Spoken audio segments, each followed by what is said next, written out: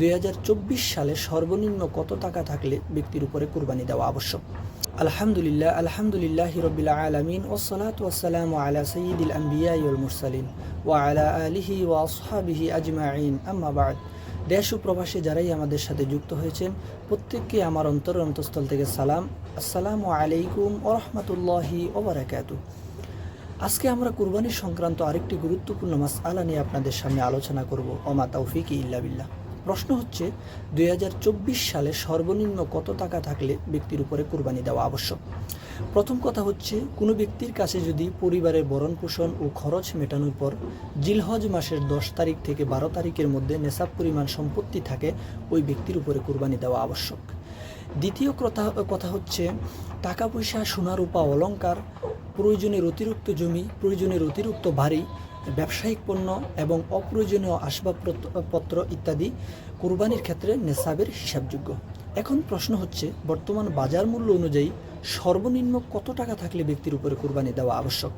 ওলামাই কেরাম বলেছেন যে 2024 সালে বর্তমান বাজার মূল্য অনুযায়ী সর্বনিম্ন 55 থেকে 56 হাজার টাকা যদি কোনো ব্যক্তির হাতে থাকে, পরিবারের ভরণ পোষণ ও খরচ মেটানোর পরে ওই ব্যক্তির উপরে কুরবানি দেওয়া আবশ্যক। কেননা আমাদের হানাফি মাযহাব মতে ফাতোয়া হচ্ছে রূপার উপরে, আর আমরা প্রত্যেকে অবগত আছি 52.5 ভরি রূপার বর্তমান বাজার মূল্য হচ্ছে 55 থেকে 56 হাজার টাকা। আমরা প্রায় সকলেই অবগত আছি, কোনো ব্যক্তির কাছে যদি 7.5 ভরি স্বর্ণ এবং 52.5 ভরি রূপা থাকে, ওই ব্যক্তির উপরে কুরবানি দেওয়া কি আবশ্যক? কিন্তু এখন প্রশ্ন হচ্ছে, কোনো ব্যক্তির কাছে যদি 1 থেকে 1.5 ভরি স্বর্ণ থাকে এবং অল্প কিছু টাকা পয়সা থাকে, ওই ব্যক্তির উপরে কুরবানি দেওয়া আবশ্যক কিনা?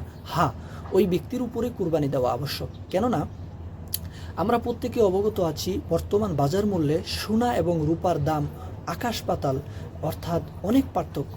52.5 ভরি রূপার দাম যেখানে আমরা 55 থেকে 56 হাজার টাকায় পাই, সেখানে আমরা 1 ভরি স্বর্ণ প্রায় 90 হাজার টাকার উপরে কিনতে হয়। যার কারণে স্বর্ণ এবং রূপার দাম অনেক পার্থক্য। আর কোনো ব্যক্তির কাছে যদি 1 থেকে 1.5 ভরি স্বর্ণ থাকে এবং অল্প কিছু টাকা থাকে, স্বর্ণ এবং টাকা একত্রে মিশ্রিত হয়ে ফাতোয়া চলে আসে রূপার উপরে। আর আমরা প্রত্যেকেই জানি 52.5 ভরি রূপার দাম 55 থেকে 56 হাজার টাকা।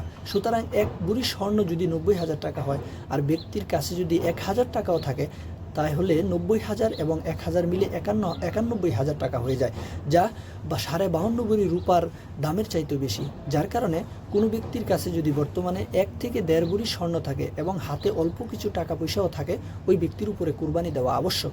কেননা আমাদের হানাফি মাযহাব মতে ফতোয়া হচ্ছে রূপের উপরে।